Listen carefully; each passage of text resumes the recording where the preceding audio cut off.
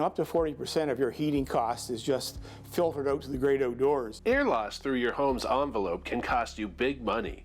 I sat down with Efficiency Nova Scotia's Barry Walker, who says in a way that's an advantage because it's the easiest, cheapest, quickest fix through DIY air sealing. You can go to any of your local hardware stores, you get a caulking gun, a few tubes of acrylic caulk, indoor, outdoor, and of course the can spray foam for around the basement sill. These are relatively low cost purchases and the payback is very quick. It's a Saturday morning project for most people. Another item you can purchase at most hardware stores are foam gaskets to prevent heat from escaping through all your electrical outlets. I think they're probably $7 or $8 for a package of 12 or 15.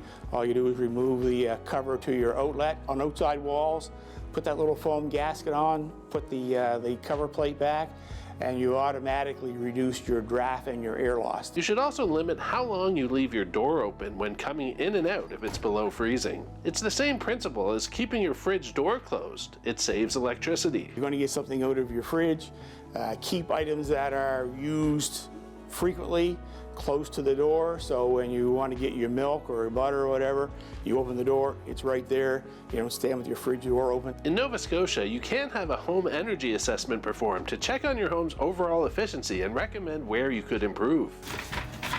Using a blower door test, the home is pressurized and can tell you how drafty your home is depending on how long it takes to come back to ambient pressure. It can even lead to major rebates on installing heat pumps.